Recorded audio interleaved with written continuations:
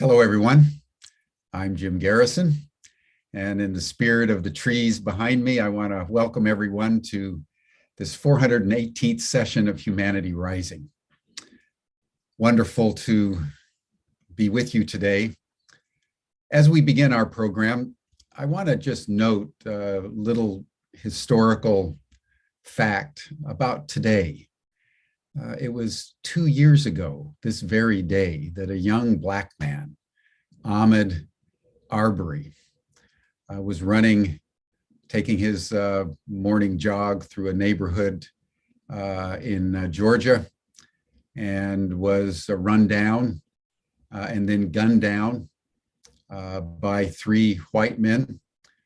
And when the police officers came, they wanted to make sure that the white men were okay as the young Black man lay dying on the street.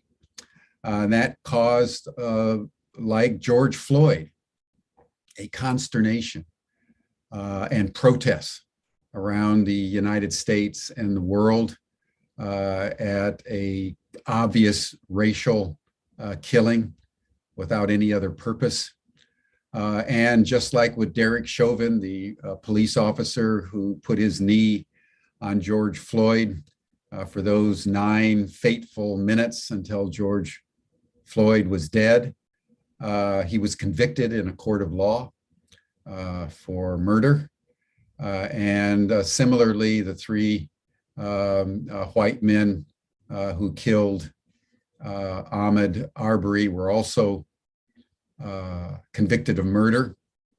And synchronistically, just over the last 2 days, they were also convicted of a secondary crime of hate crimes, with the charge that the murder was not just a random murder, but was explicitly racially motivated. So it's important that as we understand the depth of racism in the heart of all of us at some level, we also understand what Chekhov said, the great Russian poet of the 19th century, that it's drop by drop we squeeze the slave out of ourselves. So I just want to note the anniversary, the tragedy, but also, in this case, the inexorable wheels of justice that have convicted the perpetrators. And on those milestones, we build a more sustainable and equitable and just society. So let's just pause for a moment in that spirit of humanity's long march toward justice, knowing that the universe, as Martin Luther King said, the arc of the universe bends ultimately toward justice. In that spirit, let's just become aware of our bodies. Let's just pause. Close your eyes and bring your attention to your heart. Listen to your heartbeat. And for the next minute, let us just, through our hearts, feel the solidarity of all of humanity in all our rainbow diversity. All of our hearts, in the end, beat as one.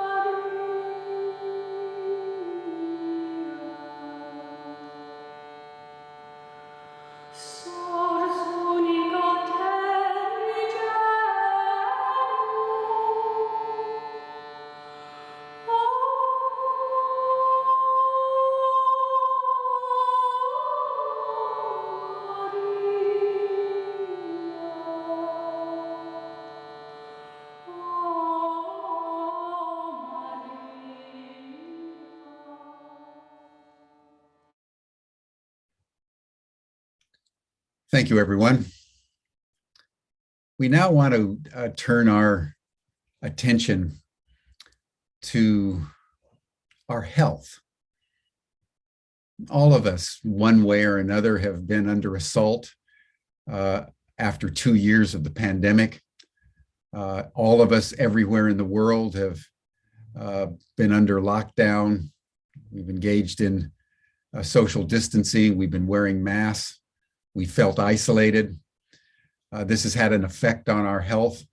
So one of the major themes of Humanity Rising has been, how do we attune ourselves under these circumstances in a way that empowers our immune systems, that empowers our sense of community, and thereby increases our healthiness in a world of increasing turbulence and in a world where all kinds of assaults on our body are taking place at many different levels.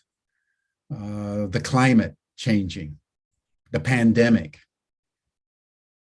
5G, as we've discussed, the endocrine disrupting chemicals that come into our bodies. All of us, every human being on planet Earth has 700-800 chemicals in our bodies that 75 years ago no human being had. And we all are dealing with that, the endocrine disrupting chemicals. We have junk food. We have the assault of the media. And all we've got is our bodies. And so we want, from time to time, to bring people in, like Annika Ek from Ottawa, Canada, who I met several months ago. She's one of our students in our Master's in Regenerative Action that we have developed as a coalition of groups given the climate crisis. She's also a PhD student in wisdom studies.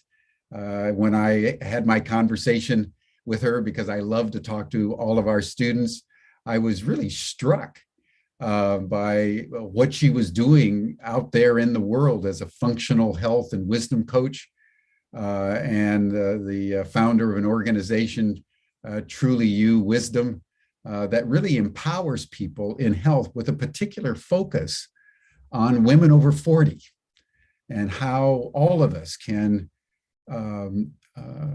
generate the kind of health that will increase our capacity to have impact in the world, which is what Humanity Rising ultimately is all about. How do we come together? How do we rise together in a way that we can shape the future of humanity towards something that is more abundant and more healthy and more aligned with natural systems? That's one of the reasons why I have this background with the trees, because I want to bring in each day the spirit of the trees and the spirit of all living things out of which we come.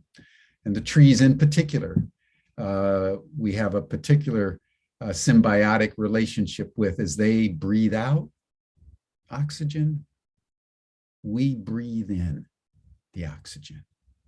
As we breathe out the carbon dioxide, they breathe it in. So it's in the spirit of the trees that I want to welcome Annika Ek to Humanity Rising. Annika, I'm delighted to have you with us today.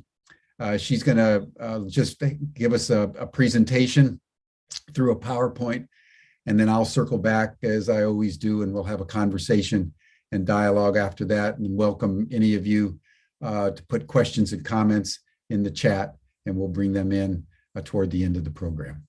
Thank you, everyone. Annika, welcome. Thank you, Jim. Thank you for the honor of presenting here, both these amazing organizations and also as a Ubiquity University student. So I'm going to share my screen and get started. Just let me know when you can see my screen. Looks good, Annika. Perfect. Thank you. So hi, everyone. So my name is Annika Ek, and I'm a functional nutritionist and a wisdom coach. And I've named today's presentation, Becoming Truly Me, My Journey Through Health, Wisdom, and Impact. there. So I'm going to start by this first slide here is about high level what I'm going to talk about today. So first, I'm going to share a little bit about my story. I'm not going to go into too much detail. I don't want to bore you, but just have kind of bumped across these three topics of health, wisdom, and impact. And then we're going to talk about that we're living in an inflammatory world. And I also want to share some practical anti-inflammatory action steps, because we can talk all we want, but if we don't actually do anything, things aren't really going to change here in this physical, tangible world. So, and then we're going to shift gear. I'm going to talk about how women are wired for wisdom. And then we're going to see how health and wisdom is connected to impact. And I'll end with talking about my experience as a Ubiquity University Masters of Regenerative Action, or MRA student. And I look forward to sharing my impact project with you, and I'll end with an invitation. So my journey, as you may be able to tell from my accent, I am from Sweden, and I grew up in the country in Sweden, not really knowing what I wanted to do. I somehow ended up with a degree in economics, and I focused on macroeconomics because I thought that was more real. And even a few decades ago, I wrote papers on the environment. And my professors were sometimes a little bit confused when I did that, because it seems like the times weren't quite there for them to understand. And then I ended up doing some travel, as it's common when you're early 20s. And that's how I met my Canadian husband. And I ended up moving to Canada over 20 years ago. And when I came to Canada, I ended up working with computers, because that was something else that I thought was fascinating. At the time, I did programming and running networks. But then we started our family, and I had 2 daughters, very close together. And I ended up with a health challenge. Like after every meal I ate, which is at least 3 times a day, I ended up with really bad stomach aches. So I had to roll up into a little ball. And that was very inconvenient when I had a newborn and a toddler. So off to the doctor I went, and they did a bunch of tests. And then I was sitting there in the doctor's office one day, and I was handed a prescription for a medication. And as I took the prescription, I just innocently asked, "So how long will I have to take these pills?" And he said, "Well, probably for the rest of your life." And those words, "for the rest of your life," really, I heard a voice inside my head that just yelled no. And that moment in my mind is my demarcation, where I sort of took charge of my own health. And I went home, I looked in my bookcase, I had only one single book on health. I read it cover to cover. And I started doing a lot of changes to how I was buying food, preparing food, and just eating food. And soon I was feeling better. But something had shifted inside of me, and I knew I didn't want to go back to working with computers. So I started studying all kinds of holistic health modalities, from herbal medicine to homeopathy to nutrition. And as I started working with clients, most of them were women, and also for myself, because I ended up having other health challenges as well, and also from family members, I quickly realized that inflammation was behind all.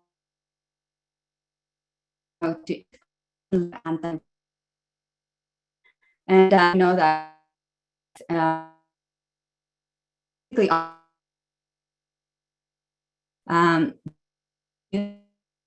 system get gets confused, that it's starting impacted.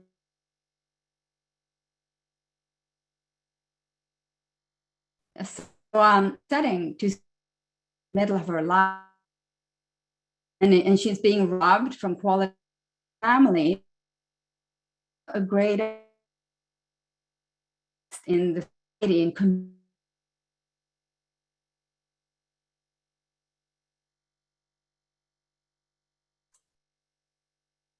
Annika, you're freezing up. Can you hear me? If you can, would you put something in the chat? I think I lost my connection. I'm going to go back and share my screen. Can somebody let me know if you can see my screen? We can see your screen. You froze. Can you? Oh, okay. Yeah, because I thought I got kicked out, but. No, you froze. We might have to eliminate your video if you freeze up again. I'll let you. Okay.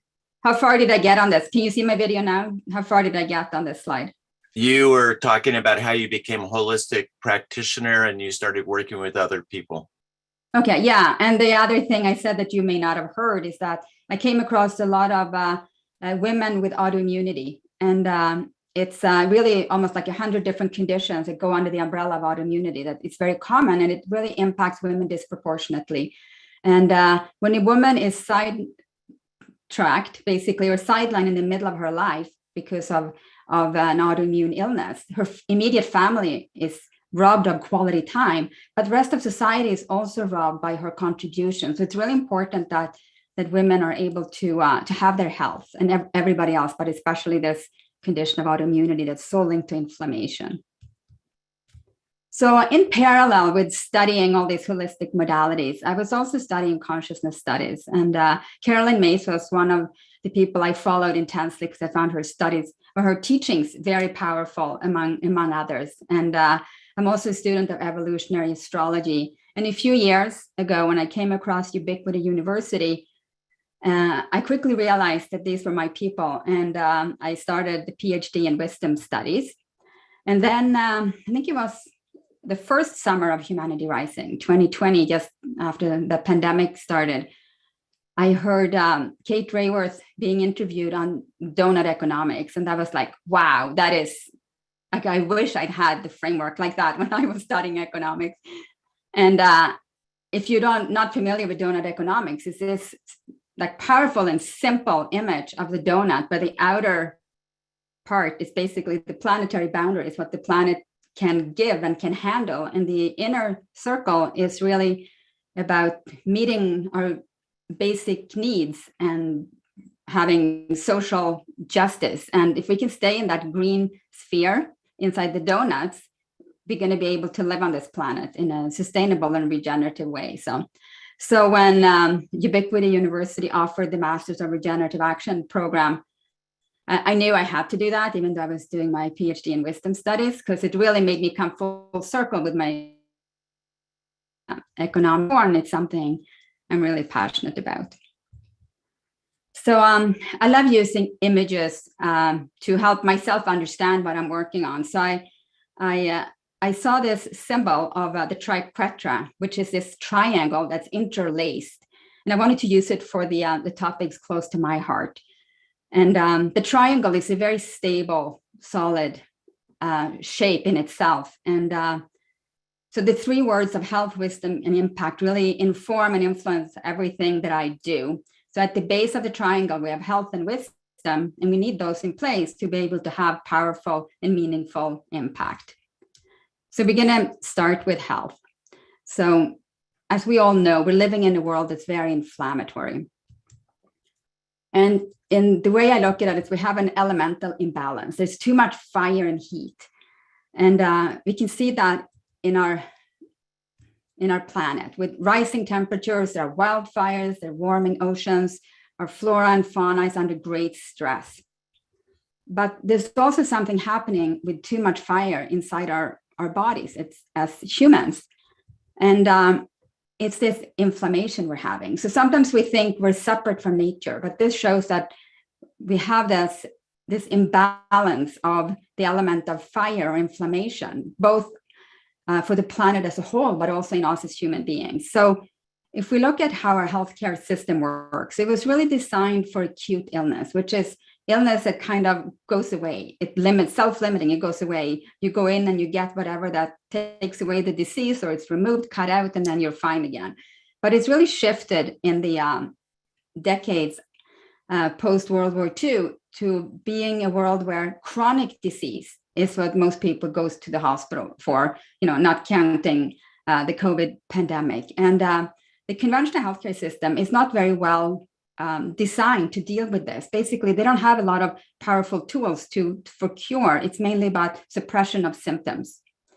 But as we continue talking about inflammation, I just want to make the distinction between acute and chronic inflammation, because acute inflammation is a really important part of our immune system. And it's what allows us to basically to have survived this long, because it's what comes in. If you cut yourself or hurt yourself, it comes in, it creates an inflammatory response with heat, redness, and swelling, and then it goes away and you're fine. But when the problem is the chronic inflammation, and we may not even be aware that it's going on, because it's also called silent or hidden. It kind of smolders as a little fire under the surface.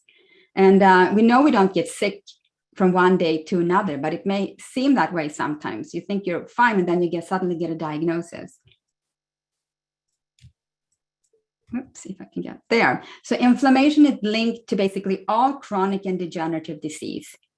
And these are conditions like cancer, cardiovascular, even depression and Alzheimer's. So, and these are diseases that really rob quality of life and power and energy from us individually and as a society at whole. But even if we don't have a diagnosis that's based on inflammation, inflammation can still weigh us down.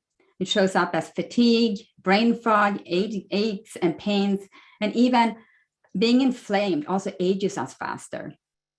And what's really sad is that the younger generation is now getting sick with so-called adult diseases, such as type 2 diabetes and cardiovascular disease. And this was never seen before in that population. And what's really a warning flag is that life expectancy that's always been going up is now going down. So why are we so inflamed? Well, Jim talked a little bit about this at the beginning, and our world has changed, but our bodies have stayed the same. And if you can think of it as two puzzle pieces that you try to put together, where one piece has changed and the other hasn't, they may not fit together so well anymore.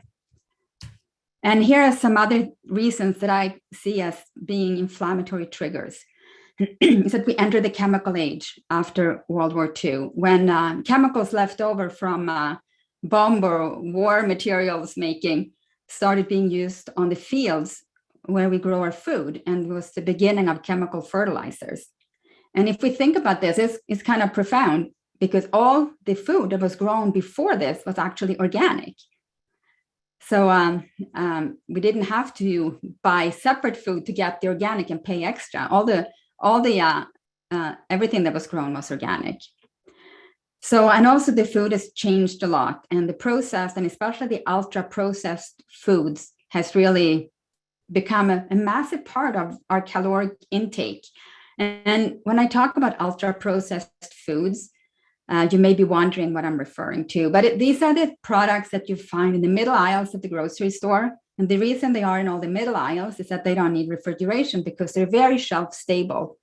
And they're shelf stable because they're not really alive. They're dead. They can sit there forever. And it's really good for bottom line for those who make those foods, but it's not so good for us to put that into our bodies.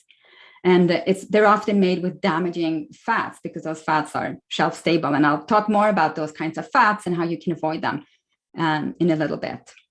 And it's also our lifestyle has changed so much. We have this 24/7, 365 world that never stops. We always have screens in front of us. Lights are on, and there's so much distraction and noise going on, so it's hard to get enough sleep. And our environment has changed in our homes, like from the products we put on our bodies in the shower to what we use for makeup, and when we go into the kitchen, in the materials, in the equipment we have when we prepare our food, store our food. It's all these inflammatory triggers, often in chemical versions or forms, and also in our homes as well. It's our furniture that can be off-gassing, maybe paints or other things, and we're just kind of constantly getting this constant low-grade exposure. And then we have the external world, which is really the air we breathe, the soil we grow our food in, and the water we drink, that also is laced with a lot of things that don't really belong in our body. And at the same time, over the last decades, we've been able to map the genome and really take a look at our genetics. And what's very common is genetic mutation, or a SNP, that a lot of us are not that great at detoxing. And if you put these two together, that we have more toxins coming at us from every direction, combined, that as we have evolved, we maybe not have needed this ability to detox so heavily, but if we're not able to detox, it's going to lead to trouble down the road. So how can we reduce these inflammatory triggers? So there are good news. There's a lot of things we can do. And I see it as creating filters. And if we're not consciously setting up these filters, we're really leaving it up to interests that may not have our best interest or best health at heart. So, and when we want to build resilient health, we want to start by feeling better, of course, but for ourselves, so we can, feel and look better. But that's often where sort of mainstream health ends. Just look better or lose weight. And sometimes the methods used are, fad diets that may not have a lot of wisdom in them. We're trying to hack our bodies instead of working with our bodies.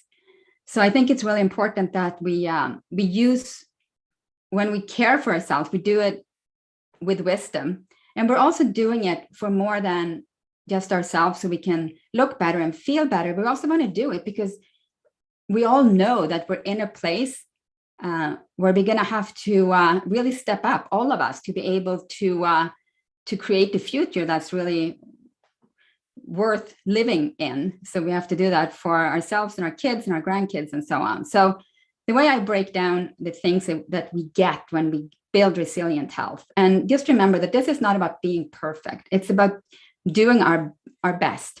So we want energy, because fatigue is such an epidemic problem. We're tired, we're dragging. And energy is really our motor that allows us to have the energy to zip through our days and get done what we want to do. And also it impacts mood. What we put in our body is connected to our mood. And we know that depression is also rampant. And when you're depressed, you lose hope. And it's really important that we have hope to pull us forward in this work. And we also need our brains to be sharp and have focus so we can actually execute on what we want to do. We need clear thinking. So we need physical and mental stamina to be part of the solution we need in the world today. So I want to share some anti-inflammatory upgrades. So we want to cool inflammation, because inflammation, as we talked about, is heat and fire. And it's important to remember that it's the small everyday choices that we make that shapes our life and our health. Sometimes we're made to believe that it's, the few big decisions we make, but especially when it comes to health, it's the little choices we make every day. And another thing that's good news is that usually what's good for people is also good for the planet. So for our lifestyle, it's really foundational. I'm mainly going to talk about what we put on our plate, but I can't not mention that we need to sleep more, because sleep has been going down decade by decade. And if we don't get enough sleep, we're setting ourselves up to fail when it comes to trying to eat healthier, because it messes with our blood sugar and a bunch of other things. So we need to sleep more. So really aim for 7 to 9 hours each night. And it may mean going to bed earlier. So I like to say, lights out by 10, and the wind down starts like an hour before that. So we're ready to fall asleep by then. And then stress. A lot of us are just living for the next moment, running around. And when we do that, we're never truly present. And we may get stuck in this elevated level of having cortisol, going through our body, and which is damaging as well. So really being able to be aware of our stress level and bring us down. And it's sometimes hard to come down because we get bored or restless. But if we're not able to come down, it's a sign that we're running too high. So I have this little ebook called Top 5 Anti-Inflammatory Upgrades for Everyday Meals. And I'm going to share 3 of those upgrades with you today. There, and go back. So here's the link for that if you want to get the ebook. But we eat at least 3 times a day. And when food meets our physiology, something happens, because we have to make this thing that's foreign kind of merge with our body and being able to be digested, absorbed, and utilized in our cells. And we want to make sure we give the body what it can actually do something with, and not something that it just has to get rid of and burden ourselves. So let's look at upgrade number 1. I call that make an oil change. And we want out with the damaging fats. And these are the fats that's found in that ultra-processed food we were talking about earlier. It's the processed, rancid, and inflammatory fats that really makes our body rust from the inside. And the fats you want to avoid when you're reading labels are trans fats, hydrogenated oils, partially hydrogenated oils. And these are found in those packaged baked goods, deep fried food, margarine, vegetable shortenings. And we also want to be careful with vegetable oils, or so-called seed oils.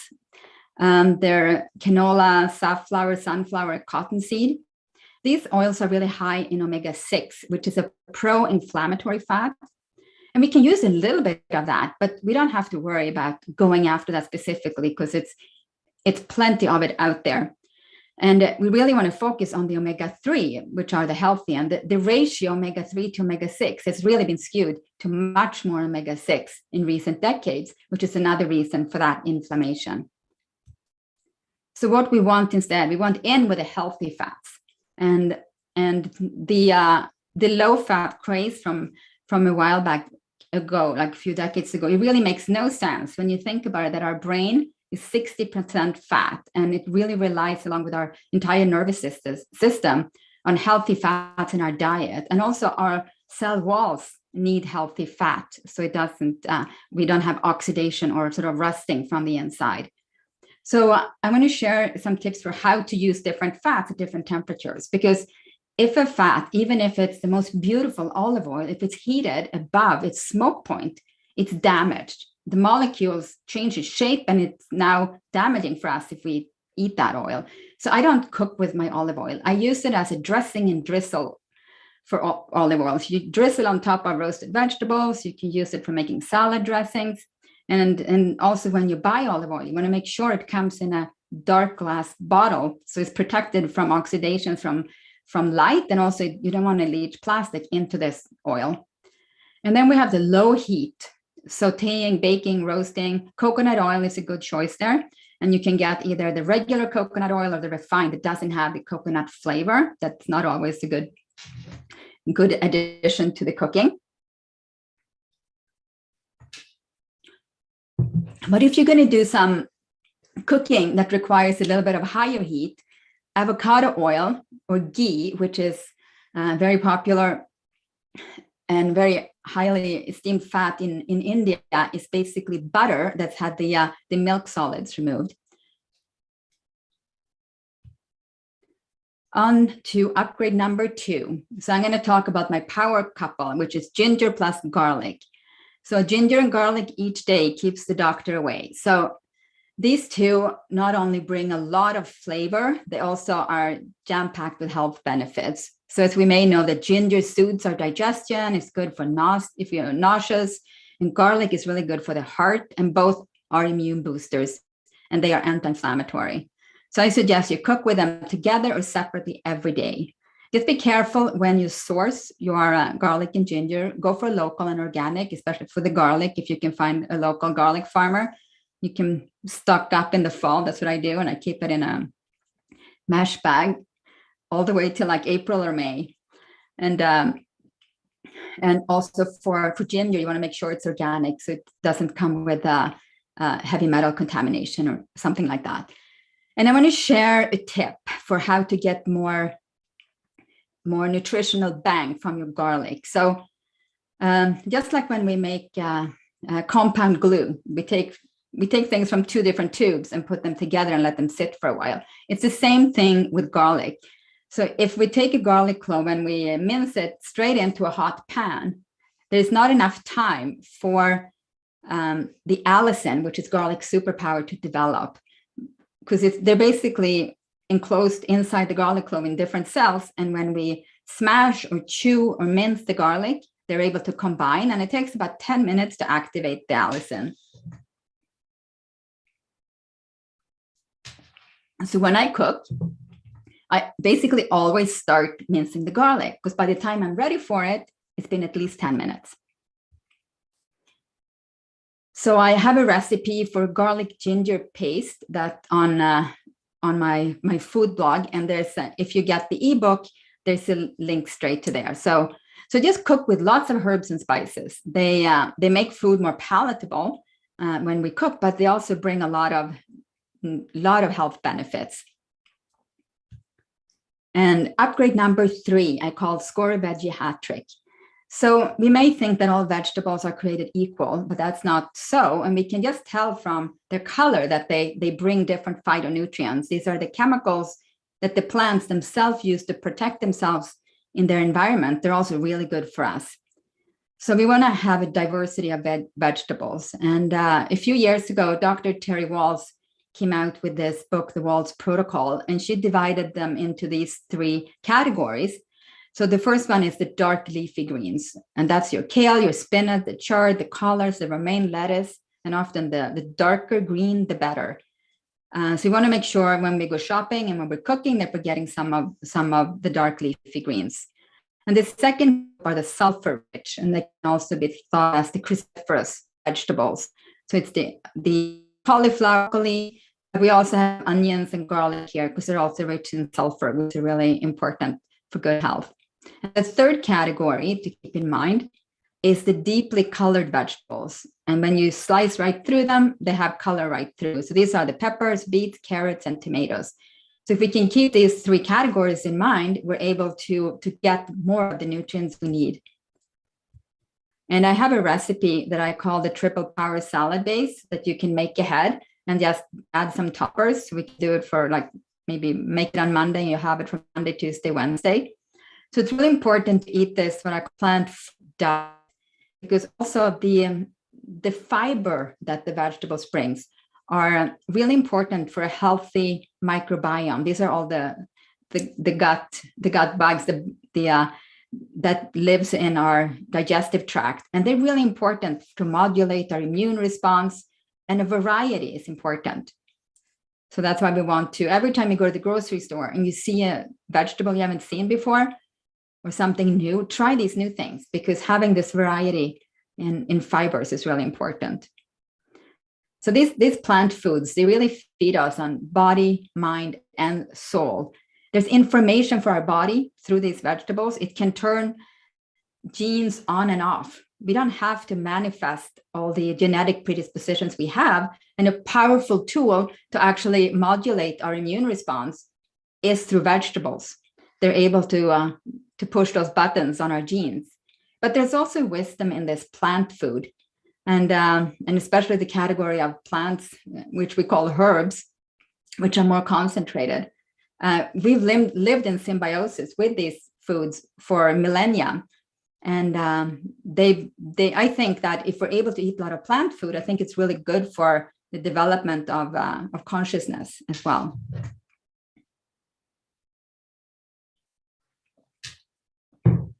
So there is the link again, if you want the recipe. And I'm just going to do a quick plug for a workshop I'm doing this Saturday. If somebody wants to learn more, it's called How to Actually Eat 6 Cups of Veggies in a Day. And it's happening on Saturday at 12 p.m. Eastern, February the 26th. And you may not have to eat 6, but if you're eating 1 or 2 cups now, you can eat 3 or 4 or 5. And the link is on the screen there. And there's a coupon code RAINBOW for a promotion.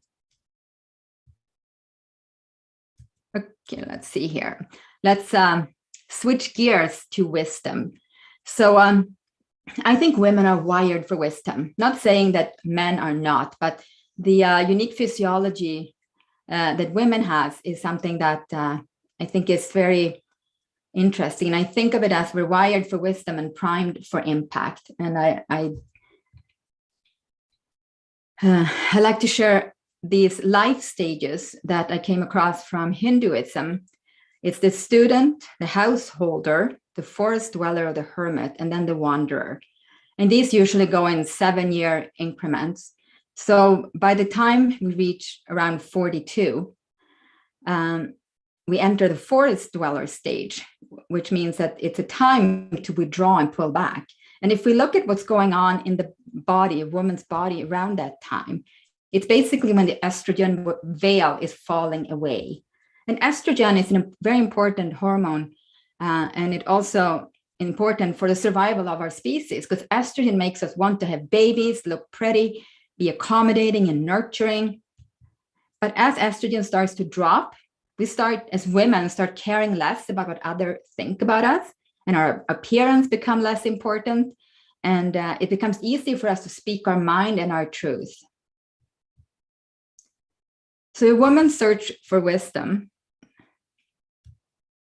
we have this mirroring going on of what's happening on the inside in our soul and in our body this transitioning is sort of happening at the same time, and they are feeding each other.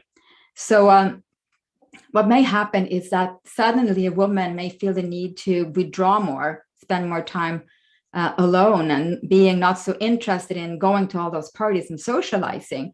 And sometimes I say you're crazy if you don't think you're crazy when going through these years.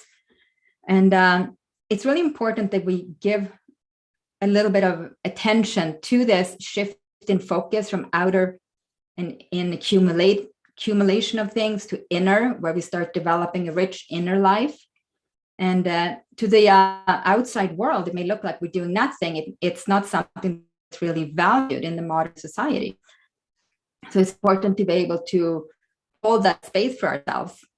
And this is all happening during a time that's very demanding in most women's life, because we often have children later in life now. So there's often young children or teenagers in the house.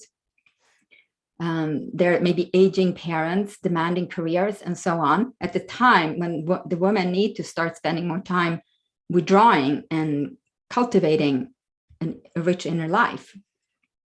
But I think it's really important to be able to lead a meaningful rest of your life, that we actually give time to this wisdom practice, as I like to call it, and finding one that fits, because a lot of people may think it's the religion you're born into that's your wisdom practice, but I think for most of us it may not be. So it's really about giving yourself the time and the opportunity to explore what works for you, and there may be more than one, and just so we're able to find something that help us go on that inner journey. And it's also important to sort of basically hang out with other women and having these conversations in a community of women, or as I like to call it, a women's circle. And because I think if we can get these things somewhat right, like our health, we have enough energy and all that, and the wisdom, there's an potential to activate the archetype of the wise woman, where we basically become elders and not just older as we get older in years. And also, I was reading the book, A Woman's Book of Life by Joan Borisenko, not that long ago. And she talked about how during this stage of life, it's the archetype of the guardian that is has the potential, and keyword here is potential, to become activated. That I was really inspired by her language. So what does it mean to have a consistent wisdom practice? It's when we're able to just create space and time for inner contemplation, for silence, and for connection. And when we get that connection, we get access to creativity, and we get confidence in those creative ideas that come to us, and we may be less dependent on approval from the outside. And it will also give us direction and purpose in where we're going.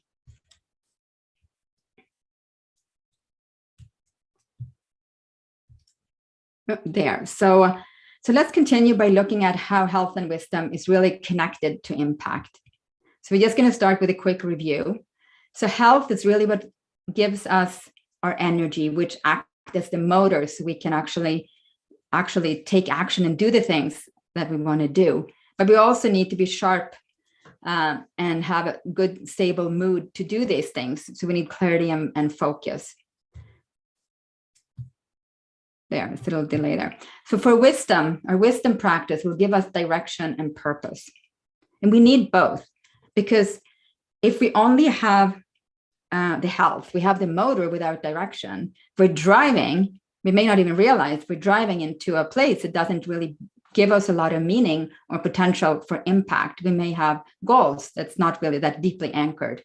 And we also need if we have the direction without the motor, that's a very frustrating place to be in. I've been there when I wasn't feeling well. I knew what I wanted to do, but I did not have the energy or the mental clarity to actually take action on it. So we need both.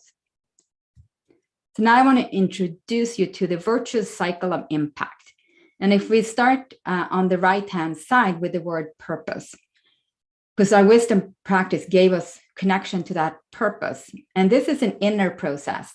And it's not very visible to the outside world. So we want to flesh out our purpose into a vision.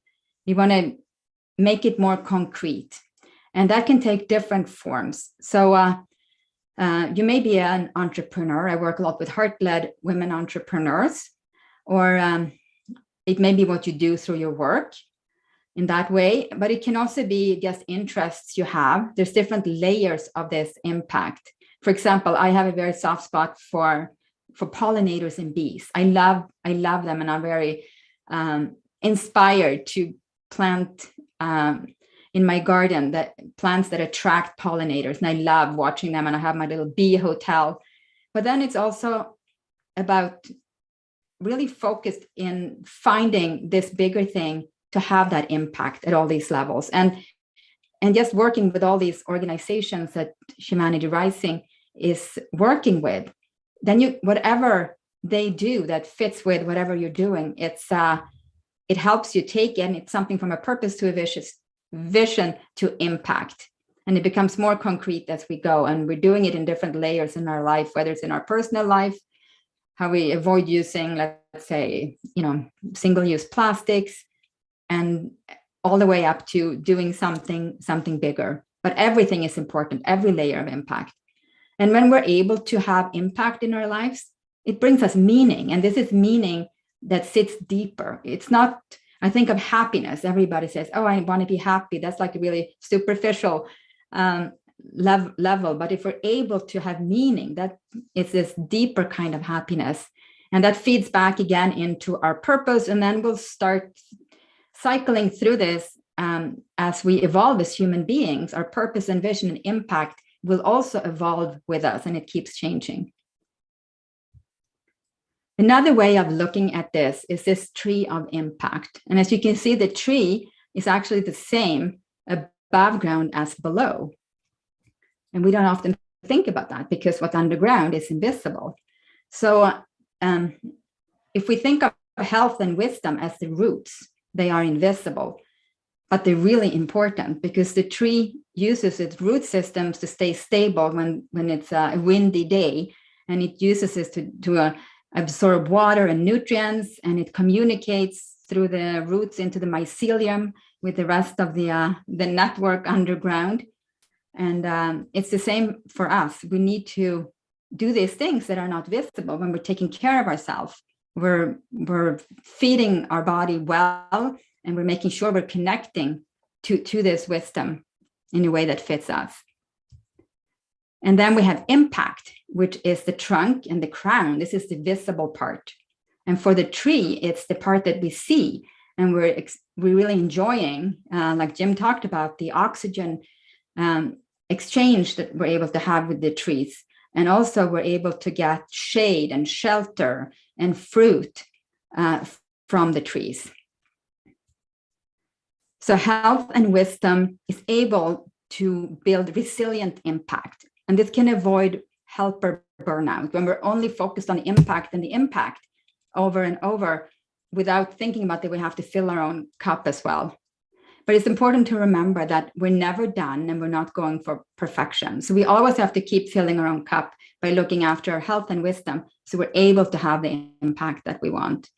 And see if I can, oops, there. And I just added the colors we've been using to the tree. So underground in the invisible sphere is the green for health and the purple for wisdom, and then the turquoise for impact. As you can tell, I like using colors. So I just want to end by talking about my studies at Ubiquity University. So I'm working on my PhD on wisdom studies. And I also jumped on the Masters of Regenerative Action, and which I love that they call it the new MBA, because it's really, we need to create this regenerative world. So I just want to share some of the courses I've taken so far. And if you're thinking about joining the MRA or taking some of these courses, I can say that I can highly recommend them. The teachers are top-notch, they're amazing people, and it's a privilege to be able to take classes with this caliber of change makers. And also these classes have been live, so the students I've met have also been really amazing. So these are the classes taken. So 4. I'm not going to read them out to you, but so for most of them, we do a post paper. But for, see, there's a delay here. For the last one, the course called Regenerative Project Management with Joel Carboni, we're doing an impact project instead. And I want to continue and end this presentation with sharing my impact project with you. If I can get these slides to advance. There. So my MRA impact project is no surprise. It's about supporting women so they have health, and that means that they have energy, the energy and focus they need, and that they are able to find a wisdom practice that fits so they can connect with their direction and purpose, and then channel and connecting with all these organizations that's involved with Humanity Rising or in other ways where they can have impact that fits with their vision. And so my MRA impact project is a nonprofit that I want to start that's called She Guardians. It's about women protecting planet Earth. And it even has a website. It's called sheguardians.org. So in She Guardians, we want to create the fertile conditions for women to evolve. And this term, create fertile conditions for life, comes from the course I took with Michelle Holiday. And she's an amazing, amazing teacher. And it really resonates with me because we just have to put the conditions there because there's so much untapped potential in women, and especially women over 40 when we're all going it on our own. But if we can come together and go through this process, we can have so much more impact. So it really starts with self-care for resilience. And then also creating these conditions to activate this guardian archetype. And it's where women go beyond being the guardian for their immediate family to being the guardian for planet Earth. And the guardian shows up in the spirit of Mother Bear and the rising feminine, so she can be quite fierce. And when we're able to do that, we can have this meaningful impact and be part of the solution that we need at this time. So I can't do this alone, so I'll need your help. And if you're interested, you can register your interest at sheguardians.org. It's not much on that page, more than a little form to fill out. But I invite you to join me if you know how to run a nonprofit, because I don't, and if you are able to facilitate, or if you want to help spread the word or want to be part of the community. So women are welcome to be members, and men are also welcome to consult and support as friends of She Guardians. There is the logo again. So yeah, so that concludes my presentation, and I look forward to answering any questions and continuing the conversation. I'm going to stop the share there. Thank you, Annika. That was brilliant. That was wonderful. It was dazzling. And I appreciate your affirmation of Ubiquity University and our Masters in Regenerative Action. I had no idea you were going to be speaking so passionately about it. So I'm just wanting to say I'm delighted that the program has been so meaningful to you. And it feels to me that sheguardians.org is a very compelling impact project and exemplifies everything we want to come out of our program. So I just want to thank you for that endorsement and affirmation. It's a wonderful thing. What are you working on, by the way, for your PhD? Is it going to be a continuation of this, but in the general domain of women's health? Yeah, I haven't gotten as far as my paper yet. I was thinking about talking about the connection between, how the planet is inflamed and how we are inflamed as human beings. But I'm not sure yet, because this is sort of the MRA and those studies have sort of taken over and getting started on this impact project. Well, good. Well, let's start with inflammation, because that was the original sort of grounding of everything that you're doing. And Carol Sue Engelman has just put something into the chat about inflammation, that there are other reasons that inflammation has increased, and that it is ever since the introduction of all the inoculations, because they bypass the first line of defense, which is our skin.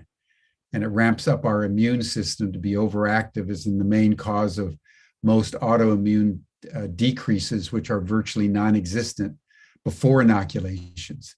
An example of this is the current inoculation puts a 250% viral load on the cells, which cause inflammation in every cell down to the smallest capillaries.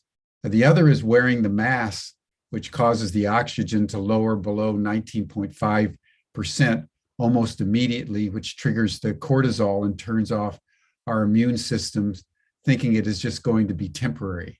But when we wear them all day, then the cortisol is shooting through the body all day. Then the other is the music, which is the standard for the whole world now, is over 440 hertz, which causes agitation, is used for mind control, and was originally instigated by Hitler. What do you make of that? Yeah, it's about inflammation. Yeah, I don't know. I am vaccinated, and I think vaccinations have done a lot of good. And I can't speak to the other things because I've never seen those comments before.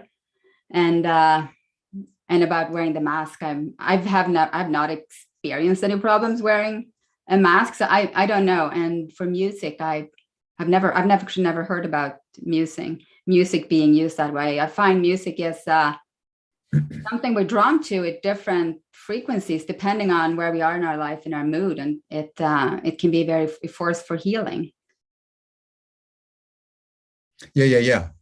And then what would you say, in your view, is the main causes of inflammation, if you had to kind of rank them in your sort of cosmology? Yeah, no, I think it's the ones I talked about. It's really that we're not sleeping enough, and if we don't get enough sleep, we're not able to restore. Like our brain needs it to restore in our bodies, and we start by having our insulin out of balance. We crave more sweet foods and not being metabolically flexible, meaning that our blood sugar keeps dropping all day long and we keep eating, and we end up, and insulin is a fat storing hormone. So we end up gaining weight.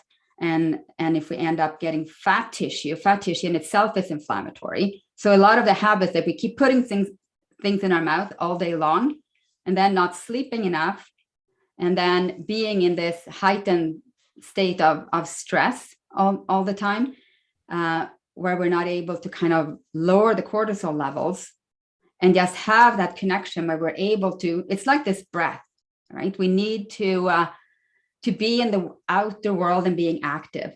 And then we have to withdraw and go into this place of wisdom, not just when we sleep, but also in contemplation when we're awake, to connect and refuel. And if we never do that, we end up getting stuck in this very shallow breath in a way. So I think that's inflammatory as well. So it's really about looking at the big thing. The big things is also the fat we're eating. If we're eating all that processed fat, it's so inflammatory. And those are the big things that really meets our physiology, because it's really our body, our physiology, that gets inflamed. And if we think about fats can be very good for increasing level of consciousness. Like oils have been used, sacred oils have been used through history for anointment, like frankincense and myrrh. And it's such a range where we have these really deadly fats, and then we have these fats that are so beneficial, both for our physical health, but also for our minds, using essential oils during meditation and all these things to just help us along, right? That's what we need with all these tools we use, whether it's a labyrinth or a bead mala string of beads or whatever we're using to help us along. It's the same thing we can do with the essential oils, because we need to have this continuous connection to keep evolving as human beings, to keep stepping into our potential. Yeah, and what's your evaluation of the endocrine disrupting chemicals that come through our foods, through the environment, through smog, through just the general pollution of the environment generally, and the chemicals that come into our body. What's how do you understand those in terms of inflammation and the assault on human health? Yeah, no, I think that's true. And the thing with these endocrine disruptors, some may argue that they're only around in such incredibly small quantities, but that's what hormones are. They're around in incredibly small quantities to turn functions on and off.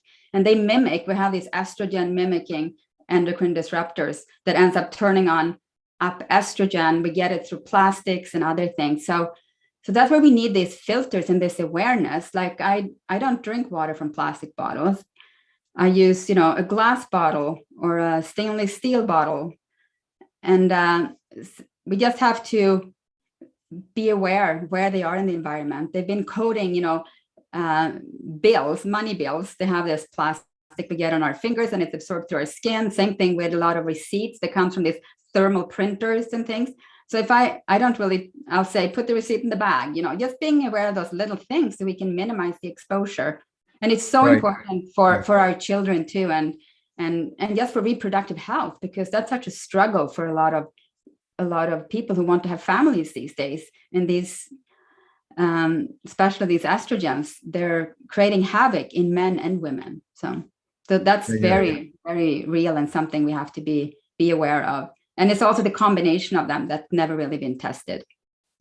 Yeah, and then just a final question on the inflammation issue is around 5G. We've had some attention on Humanity Rising around the deleterious effects of internet generally, but as that they've gone from 2, 3, 4, and now 5G, the intensity of the electromagnetic frequencies and pulses and so forth are getting stronger and stronger, and also adversely affecting human health. What's your evaluation of that? Yeah, first I want to say it's not a topic I've studied a lot, but I know from working with clients that it seems to be very individual how sensitive somebody is to EMF fields. Some people can really sense it and they really benefit from really unplugging everything. And there are things you can use, like you can put up things if you are someone who suffers like that. But I haven't really studied what 5G does to a general population. So I really don't have any comment on that. But I think it's an individual thing for the EMF for people using cell phones and things like that, when it doesn't seem to be the same on everybody, like with most things. So some people seem to do have an increased sensitivity. And there are things they can do to protect themselves. There are, like, for example, my phone case. I have this phone case from a company called Safe Sleep, and it has this blocking thing. So if I use it as a phone, or if I have it in my pocket, it doesn't. So it has this shield, so I'm not exposed. So that's something I do for myself, even though I don't have a specific sensitivity. But I just like to put those filters in where I can. Yeah. Well, I agree. I think that this issue of inflammation is a generic one.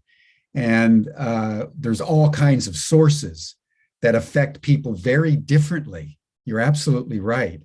But they all lead to this generalized phenomenon of inflammation in the body and chronic dis-ease, therefore, of the body. So we have to be vigilant at every level to find for our own selves what is actually going on.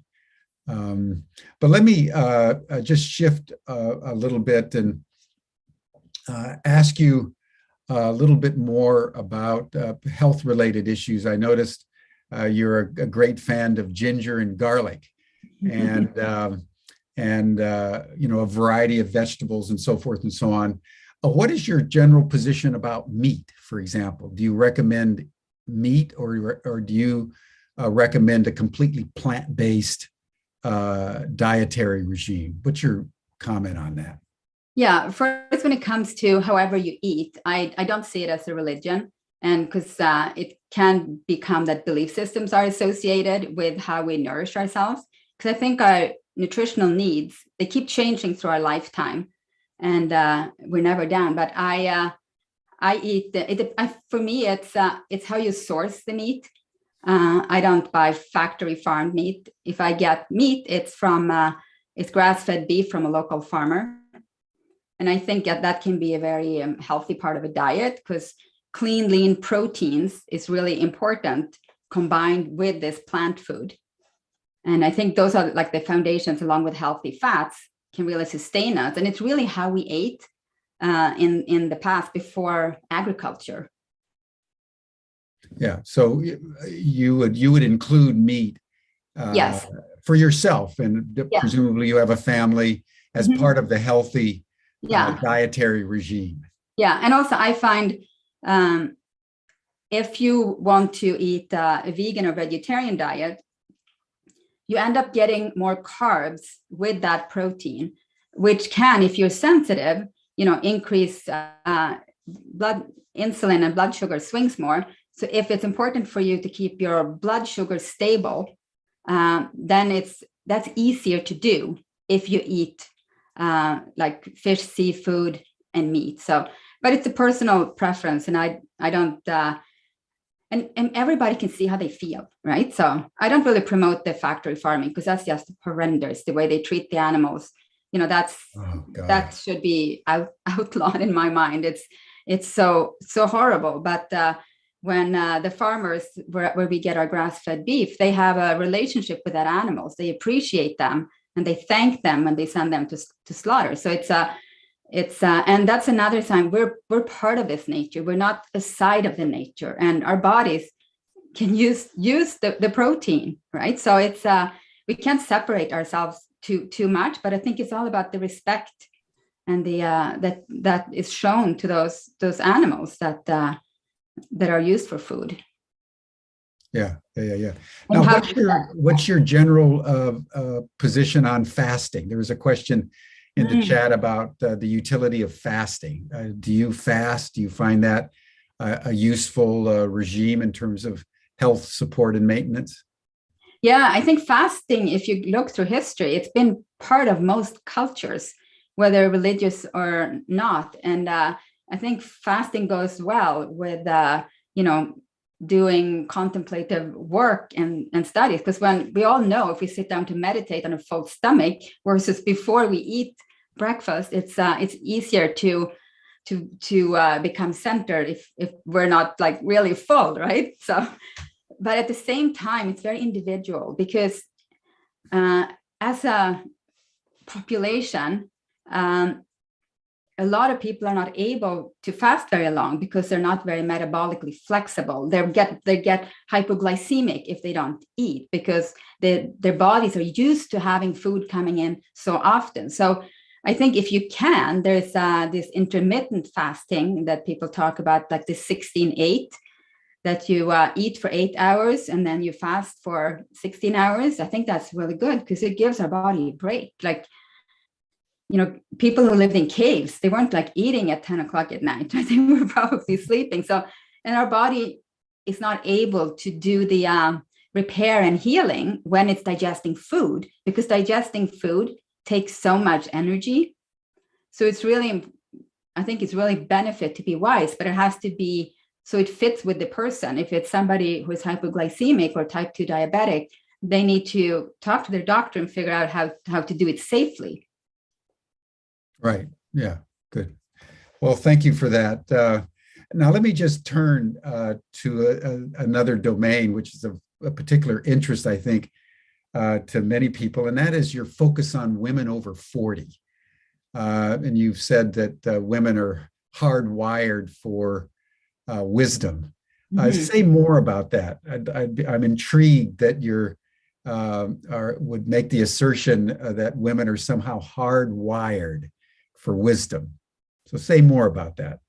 Yeah, so I think women in general are more connected to nature because we carry children. We're closer to that, and we're set up that way. And as our body shifts, and as a funny example, this was also from Joan Borysenko's book, she talks about there were these monks sitting and trying to raise their body heat. They were working really, really hard to be able to raise their body heat. And then women, as they go through their hormonal transitions, they have hot flashes without doing a thing, right? So so it's how we're able to channel this potential, and and I think it's something we can connect with just innately if we get these things right, that we have the motor so we can do these things and the clear thinking, and then getting the connection for the direction and the purpose. But it doesn't come to us if we don't do anything. We have to put in a little bit of work, but if we do, we'll probably see good results. And it aligns with that period in a woman's life when you shift from the maybe more inward part, when it goes back to, I guess, rearing children, because a lot of women would have had their children at a very young age. They would have been grown by the time a woman was 42 to go in alignment with these 7-year stages. And then it's the time to really go out in the world and be change makers in the world. You could do it before too, but I think biology kind of moves us that way. And I think women we can be such a force if we can really channel it towards a solution that we need right now. Yeah. Well, I couldn't agree with you more on that. You know, there's this general sort of aphorism that life begins at 40. So there's something about the accumulation of experience over the first, 4 decades of one's life that kind of come together in the late 30s and distills down a certain essence of what you've learned in relationship to your personality and character that enables you to almost have a second wind. Yes. For your life. It really sets the sort of the quality and meaning of the second half of your life, how you're able to integrate these things. And because if we're too focused on I guess the accumulation of things and just not finding that connection within ourselves, we may just, like I said, get older, but not grow into elders if we're not able to connect with that wisdom. And I think it's very available to everyone. And just by going out into nature, that's another way that we're able to interact and get wisdom from plants, right? Just going and sitting and just, making yourself available, and then without a lot of expectation. And then it's going to come in the way that's unique to you. Yeah. Now, let me ask you this. Your kind of analysis of women as hardwired for wisdom, I think, is very intriguing and very interesting. What would you say, Annika, that men are hardwired for? Yeah, because if you look at hormones as a guide of where we're going, so men become more of a nurturer as they get older because they get more estrogen, as women gets less. And I think we work together, right? And in a way, we're meeting in the middle and doing this work together. Because if we look at the hormones, the men with a lot of testosterone, they're kind of out there young and early, but then they kind of mellow as women ramp up. So the answer to the men is that men are hardwired for. No, I think they become more nurturers for the collective as they get older. Interesting. Versus like looking out for themselves when they're younger. I think there is that arc. And it's kind of an inverse arc. Yes, so what you're saying is that women start out nurturers, and then around 40-ish, they become more wise and impactful, and men who start out powerful, wanting to have impact, mellow with age and become nurturers, so that there's sort of an inverse S-curve for men and women. Would that generally summarize your position? I think that's true. But what they have in common is that the woman may, start out more within the family unit, the smaller unit, and the man going out, for himself, but they both come back to be for the collective, right? For the common good. Yeah, good. And then as we draw this to a close, I'd like to ask you just a couple questions in relationship to wisdom. I'm interested that you're linking health, and I would say nutritional health, with wisdom. And one thinks of the wisdom traditions for the last several thousand years. Normally, one thinks of wisdom of the sage, like a Socrates or the Buddha or Jesus. You think of Gandhi as a wise man. And there's very little discussion in the religious literature of the relationship between wisdom and nutrition, wisdom and health. So I would love to hear more from you as to how did you come to link wisdom and health in the way that you have. It's very fascinating. I think you can come at it from two ways. One is that if you really connect to your body and see what your body really needs, you're in a wise place. Because if we're putting all this ultra processed food in ourselves, it dulls our senses. So it's harder to achieve that, to evolve our level of consciousness. It sort of numbs us and dulls us. And we're so busy using so much energy with just getting rid of all those things that our body doesn't know what to do with. So there's not a lot of energy over to become aware of and experience that connection that wisdom is. And I think also the need these days compared to, during Buddha or Jesus, food was organic. It wasn't so complicated to go grocery shopping, right? There wasn't any fast food around. But if you look at the traditions that go, the Ayurvedic tradition, traditional Chinese medicine, and a lot of all the culture, there's a lot of wisdom in how food is prepared and used as medicine. And food as medicine, the Hippocratic oath, or like it talks about how food is medicine. So that's powerful. And for someone who would I think most of us come to wisdom very gradually, right? It's not like you flip a switch and then somebody is enlightened, right? So it's an ongoing journey for most of us. But if somebody, let's say, would have this very instant awakening,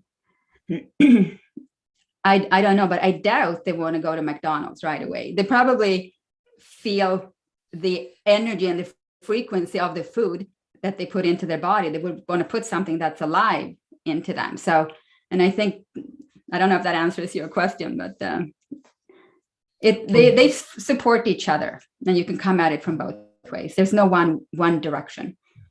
Well, I think you're making actually a very profound point, Annika.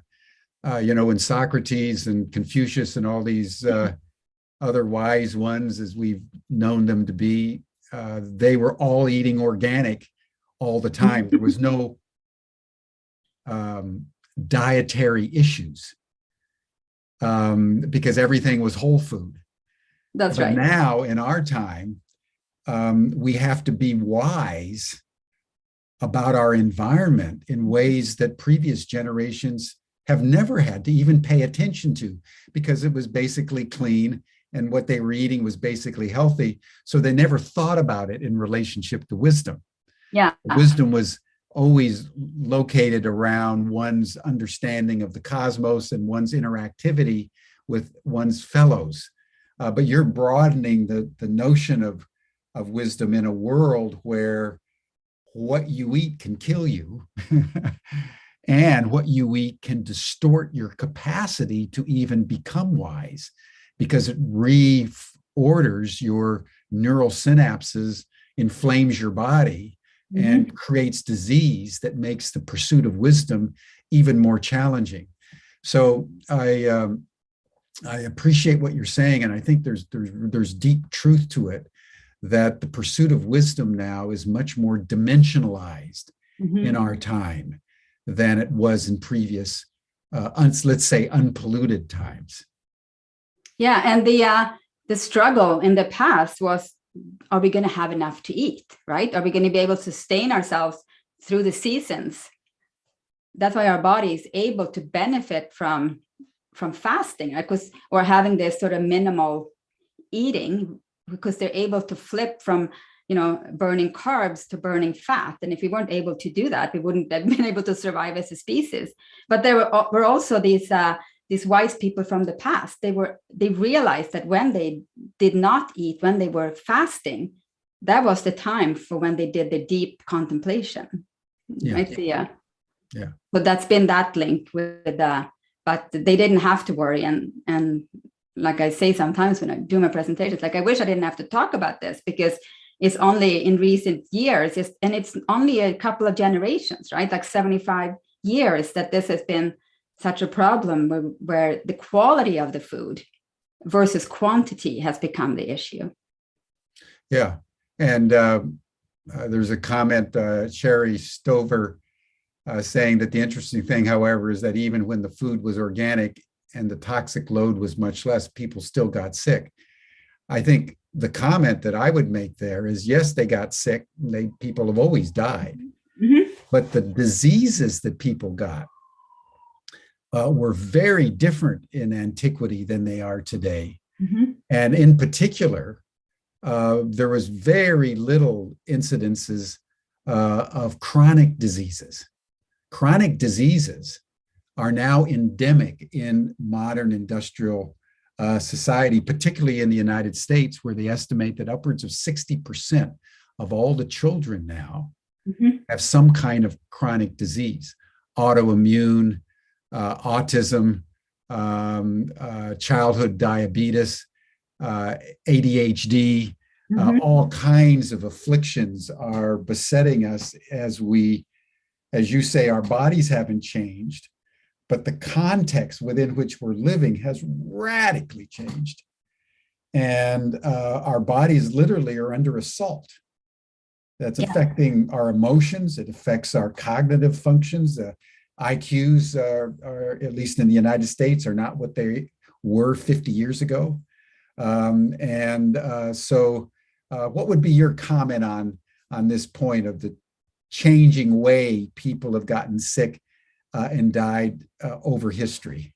Yeah, no, it's part of the human journey to being in these physical vehicles we call bodies, that they're going to get sick and get injured. And there's always been microbes and viruses and the plague and all these things. But what's different, like you said, it's that it was this acute illness. If you could get rid of the infection or whatever, then it was done with. But now it's this ongoing smoldering thing that's chronic. That's the big difference. And that is quite recent. It's really in the post-war era that it's become, like you say, it's basically majority of, I think, hospital visits have something, a chronic illness at its root, or just fatigue, which is not necessarily diagnosis, but just the burden, the weight downness from both not getting enough restoration through enough sleep, spending too much time in front of screens. And the antidote is really nature. Forest bathing, right? It's the opposite of screen time. Yeah, that's why I have the trees as my background. So I like that. Bathed in the forest as we're doing Humanity Rising. Rosemary Fitzpatrick has summarized it very well. Thank you, Rosemary, that chronic and degenerative diseases have taken over from infectious diseases. Yes. So that's a really important aspect of the modernity in which we find ourselves. We're not dying of some infectious disease. We're just chronically debilitated because we're not able to process all the environmental toxins that are coming at us in all kinds of ways on a daily basis. So, Annika, as we close, just give us some wisdom, what would be your concluding sort of admonition to us about our health? in this topsy-turvy, crazy world where our little bodies are under assault. What would you say to us as a priority or a principle that we could take away here? Yeah, first, it's not to take ourselves too seriously and to not try to be perfect, right? So we can and aim for the big things. You don't have to.